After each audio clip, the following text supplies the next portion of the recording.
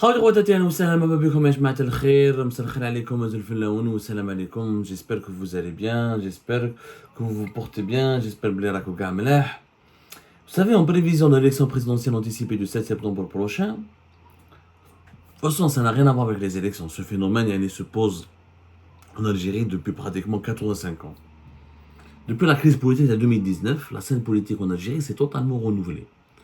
Ceux qui sont partis en prison, ceux qui ont été forcés de s'exiler, les partis politiques ont changé, les directions ont changé, les figures politiques qui étaient attachées au régime de Bouteflika, on les a diabolisés, on les a noircis, on les a humiliés, on les a détestés, on les a rabaissés, on les a considérés comme... On leur a mis sur le dos tous les maux de l'Algérie. Et on a créé de nouvelles figures politiques, parmi lesquelles il y a des personnes, il y a des personnalités, qui finalement, dans un pays qui se respecte, dans un pays normal, avec des normes rationnelles, raisonnables, avec une certaine logique dans le fonctionnement des institutions, ou là une certaine logique dans le développement des mœurs politiques, ces personnalités ne devraient même pas avoir une voix au chapitre. C'est des personnalités qui ne devraient même pas être citées dans un article de presse. Parce que leur parcours est tellement médiocre,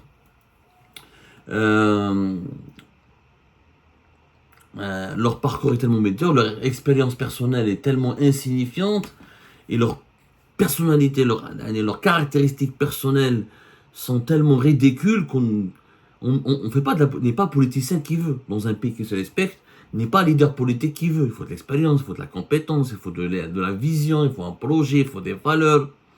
في بلادنا من هبة ودبة اليوم, c'est-à-dire n'importe qui, s'il est soutenu par certains officiers du régime algérien, s'il est opportuniste et bénéficie de certains accidents de l'histoire qui se sont déroulés en Algérie depuis 2019, eh ben, il peut devenir une personnalité politique et un influenceur, une personnalité influente sur la scène politique. C'est le cas de M. Abdelkader Ben Grina. Je veux parler de lui, pourquoi? Parce que comme je fais quelquefois, la presse algérienne elle est devenue insipide, insupportable, énervante et franchement si tu veux devenir malade il faut lire la presse algérienne. Tellement il n'y a pas de liberté d'expression, chita, c'est la presse du tout va bien alors que le pays va extrêmement mal. Mais je suis tombé comme par hasard sur un article à l'Expression qui fait des éloges à Abdelkader Ben Grina. Abdelkader Ben Grina, un homme politique original, c'est l'Expression qui le dit, où il parle du parcours de Ben Grina. La scène politique nationale se distingue ces derniers temps par des situations plutôt cocasses, mais tout de même éminemment politiques, à travers le responsable d'un parti original à sa manière, qui a invisiblement joué les anachronismes politiques.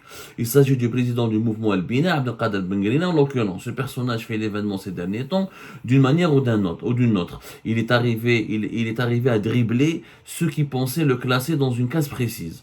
Surtout que son cursus politique l'a fait travailler dans les rangs d'un parti islamiste, à savoir l'ex-Hamas, l'ancêtre de l'actuel mouvement de la Société pour la paix, fondé par son président Mahfoud Nahna.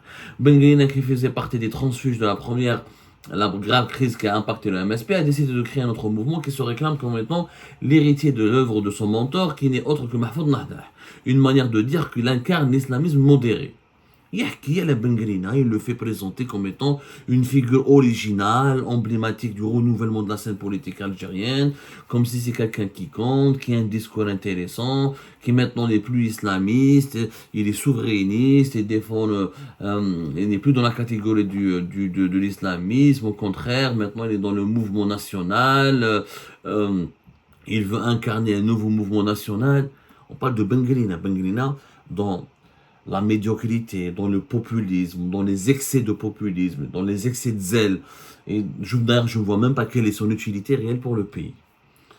Et ce n'est pas l'expression, même l'horizon, un journal public parle de Ben Grina, de sa promotion, il lui fait sa promotion, de ses idées. Ben Grina, où il est une figure emblématique de la scène politique en Algérie. شوف زمان on avait Saïd Saadi, Mahfoud Nahna, حبينا ولا كرهنا, عباسي مداني, بوكروح, Louisa Hannoun. On avait la scène politique algérienne des personnes, on peut les détester, on peut ne pas les aimer, mais ils avaient du niveau. Saïd Saadi, tu peux ne pas l'aimer, mais quand il parle, il avait du niveau. C'est un intellectuel, il a écrit des livres. Quand il a un discours, il a des idées claires, il sait formuler des phrases, il sait très bien ce qu'il dit.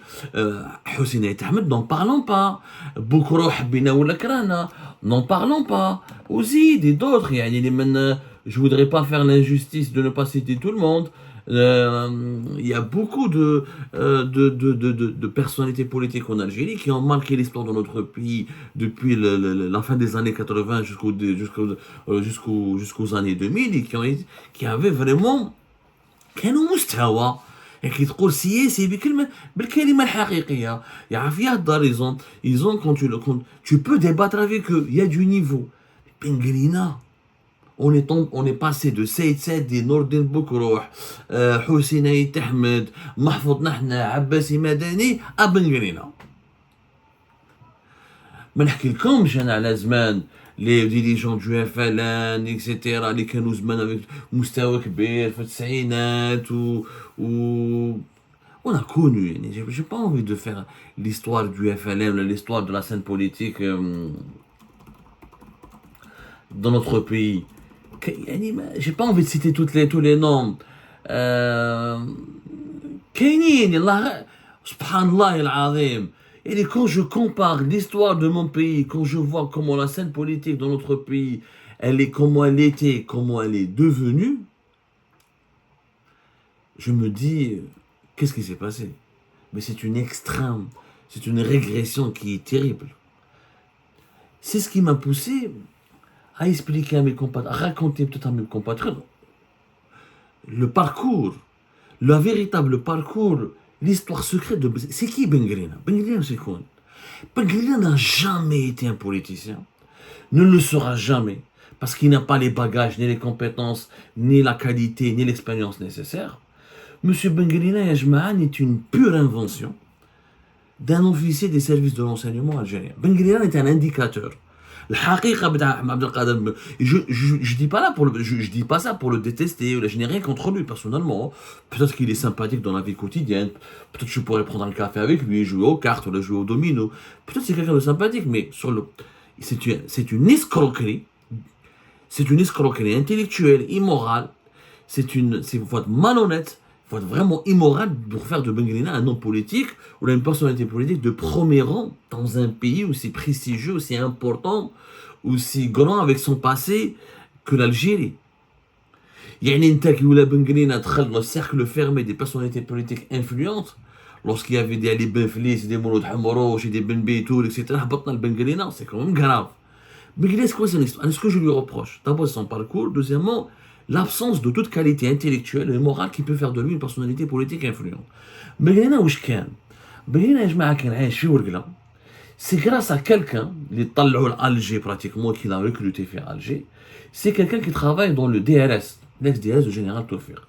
C'était un commandant, le commandant Ch'taibi Farouk, alias Rouji.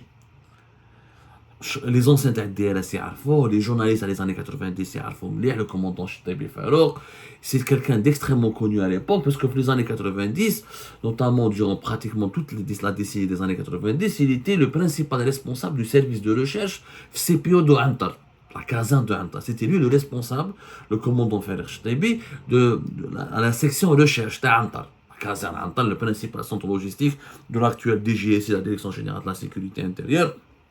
Et anciennement du DRS, c'est la caserne la plus importante, le centre logistique et la base logistique opérationnelle la plus importante du service secret, parce qu'elle est située dans la capitale, Ben Aknoun, tout près. Donc c'est le corps battant du pouvoir des services de renseignement. Farouk Ch'taibi, Farouk Ch'taibi plutôt, Allah yarhamou mat, je crois, il est mort en 2012 si je ne me trompe pas, il est même mort en France, d'une longue et terrible maladie. C'était un personnage important pour les services secrets algériens, parce qu'il était parmi les spécialiste de la lutte contre le terrorisme. D'ailleurs, c'est lui qui, en 1998, en juillet 1998, c'est grâce à son travail essentiellement qu'on a pu abattre le fameux chef de la JF à Alger, Flicha. Le chef terroriste Flicha, il s'appelait avant Atmen Khalifi, qui a été abattu à Bouzerria en juillet 1998.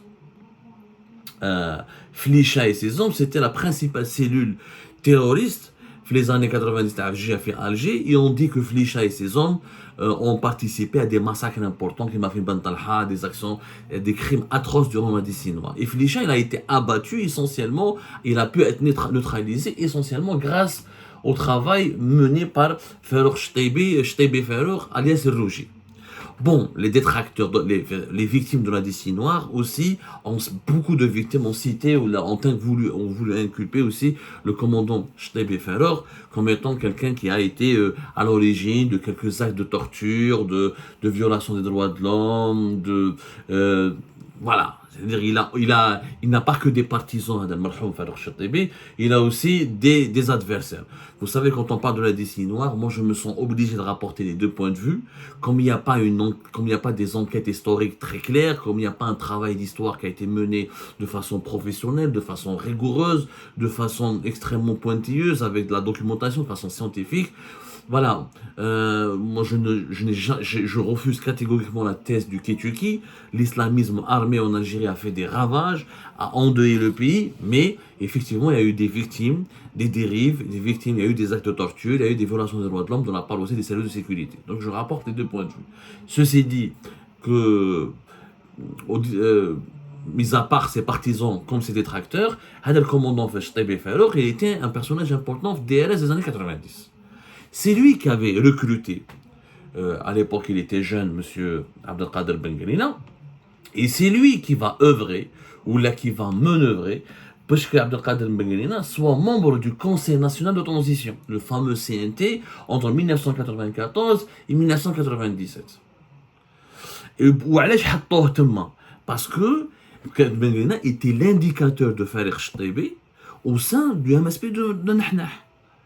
Qu'un indicateur, Bengelina, il participait, il faisait croire au MSP qu'il était un militant islamiste sincère, qu'en réalité, chaque soir, il faisait un compte rendu de Farouk Chteibi sur ce qui se passait au sein du MSP, au sein du Hamas à l'époque. Parce que le MSP, à la fin des années 90, il est devenu Hamas. Il est devenu MSP, plutôt. C'était le Hamas, moi c'était le MSP. À chaque fois, j'oublie la date. C'était à la fin des années 90, je crois. 99, etc. Donc, c'était un indicateur.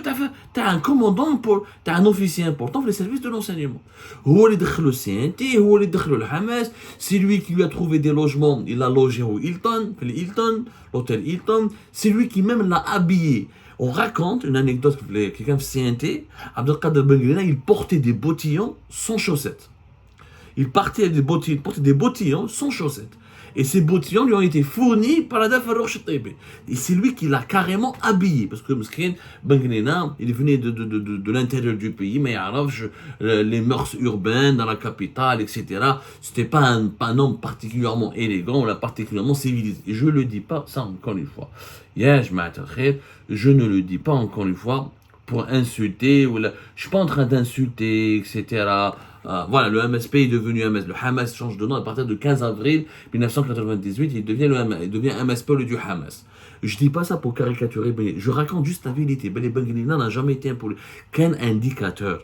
Un indicateur pour infiltrer le MSP et pour qu'il fasse des comptes rendus régulièrement à Farouk Chteibi. D'ailleurs, ce dernier, il a parrainé la carrière de Bengelina. Même bon, Chteibi est mort, etc. Il y a eu des changements importants au sein du DRS, etc. Bengelina, il a évolué, le MSP. Ensuite, il a créé son propre parti. Il a fait session avec le MSP, etc.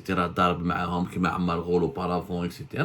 Où il a pris son parti, le mouvement Bina, qui était totalement méconnu à l'époque de Bouteflika. Quand il y a eu les réseaux du DRS ont été démantelés, quand les anciens du général Toufer, qui m'a dit comment le rouge et Farouk Chteibi ont pris le retrait, etc. Il a perdu toute son efficacité parce que les réseaux du DRS qui l'ont utilisé, ils l'ont abandonné. Ou il a un petit parti politique dont personne ne parle. Qui parlait? Qui a entendu parler? Parce qu'en 2009, Abdelmajid Mennasra, qui a fondé notre parti politique, le mouvement pour la prédication et le changement. Même en 2013, il y a le mouvement de Bina. Mais personne, non. Il était ministre à l'époque de Yamin Zerouel, parce que voilà, les réseaux du DLS qu'il utilisait pour le récompenser. Voilà, comme il aurait été fidèle, il leur transmettait des informations, il leur faisait des comptes rendus. Il était un véritable indicateur, quoi. Mais son rôle n'était qu'un indicateur. Même les réseaux du DLS à l'époque qu'il utilisait n'ont jamais imaginé que Baghdad va devenir une figure importante dans la scène politique. Pour eux, c'est un petit indicateur. Ils relâchent des islamistes. Comme les islamistes étaient particulièrement surveillés par les services secrets algériens, par le DRS, parce que même le MSPC, c'était un parti islamiste gentil, c'était pas le fils des années 90, c'était pas l'islamisme radical, hostile le régime. Il y avait des éléments très politisés au sein du MSP. Et le DRS surveillait particulièrement tous les partisans de Nahnah, ses proches, etc. Il était parti jusqu'à la mort de Nahnah en 2003. C'était une partie. Nahnah était. Le service secret était toujours très méfiant vis-à-vis des islamistes. Même si Nahnah avait des relations extrêmement proche, apaisé ou même allié avec les services secrets contre le fils, il n'a jamais voulu suivre le fils ou la valider les méthodes du fils, mais il ne bénéficiait pas de la confiance aveugle des services secrets qui le surveillaient particulièrement et tout son entourage était infiltré. Parmi les indicateurs des services secrets algériens, il y avait Bengrina. Bengrina, jusqu'à Alger. يعني خدموا به خدمه وسي lui qui عرفوه طلعوه عطاو له comment le loger, comment le nourrir, comment s'habiller, ils lui ont appris la vie tout court. C'est une pure fabrication du commandant Farouk Chatibi Allah yahmou, Rougi, alias Rougi. C'est tout. Chatibi Farouk lui-même, s'il était en vie, s'il voit que Bengrina serait devenu candidat aux élections présidentielles et qu'il est devenu maintenant une figure importante dans la scène politique algérienne, lui-même ne va pas croire. Des bottillons, maintenant il est devenu. Il n'a pas de pas. Bengrina, avec tout le respect que j'ai pour lui, encore une fois, je ne suis pas là pour l'insulter. Je ne suis pas l'insulter. Moi, ce que je veux dénoncer, je ne suis pas là pour caricaturer la personne ou la rabaisser la personne. Je suis en train de démanteler une escroquerie intellectuelle, une escroquerie politique et morale. S'il n'y avait pas la crise politique de 2019, Bengrina aurait été un parfait inconnu. D'ailleurs, d'entre 2013 et 2019, personne n'a entendu parler de lui. Il n'avait même pas de voix au chapitre. C'est quand les journaux parlaient de lui à l'époque de Bouteflika, on lui accordait 2 lignes à la dernière page. Parce que c'était pas quelqu'un d'intéressant. Il n'avait pas d'influence, il n'avait pas d'impact. Il n'a pas de projet, il ne mobilise pas des foules. Où comment Bengrina s'est fait connaître à travers le bad buzz, à travers les polémiques, à travers les déclarations contre les opposants contre le Hirak, en s'attaquant au Maroc ou à des pays étrangers, en faisant du n'importe quoi. Et aujourd'hui, Bengrina, la preuve, c'est un pitre. Comment quelqu'un qui a été classé deuxième pour les élections présidentielles de 2019, Bengrina, soi-disant, il a été classé, supposément, il a été classé, c'est vrai qu'il a été classé deuxième pour les élections présidentielles de décembre 2019. Vous rappelez-vous bien. Qui fait chaud, 5 ans plus tard, il veut pas devenir, il veut pas être candidat, mais il soutient son ex-concurrent, celui qui était contre lui pour les élections de 2019. Maintenant, il veut le soutenir de son deuxième mandat. Ça n'a aucun sens. Bengrina, il a obtenu 17,37%, plus de 1,5 million de voix.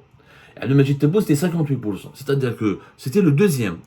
Normalement, Bengrina, s'il était un politicien un peu fiable et raisonnable, et vraiment c'était quelqu'un de conscient de ce qu'il voulait, et conscient de ses atouts, là, c'est un politicien tout court, qui se respecte. Et quand il a été deuxième en 2019, je vais m'aligner sur celui qui va faire un deuxième mandat en 2024. Au contraire, je fonce. Pendant ces 5 ans, normalement, celui qui était deuxième à une élection présidentielle, il a eu le temps nécessaire de mobiliser davantage, d'être plus influent, d'être plus médiatisé, de peser plus et donc de gagner davantage plus de voix. C'est pour vous dire que Bengrina, il est là pour exécuter des tâches qu'on lui demande d'exécuter. C'est un exécutant, c'est un figurant. Ce n'est pas une personnalité politique. Donc quand je vois là certains journalistes algériens lui consacrent des articles et des portraits élogieux, je tombe de ma chaise. Et je me dis que franchement, dans un pays où nous avons eu quand même des Hassan Aït Ahmed, des Saïd Saadi encore une fois, des Bokro, des personnalités, des Amouloud Hamourouj, des Ben Beitour, etc., on mérite mieux quand même. Je suis pour le renouvellement des dirigeants politiques ou là pour la scène politique algérienne, mais pas un indicateur qui devient un poids lourd. Un simple indicateur qui devient un poids lourd d'une scène politique d'un pays, ça veut dire que ce pays est franchement en crise et subit une régression morale inquiétante pour son avenir.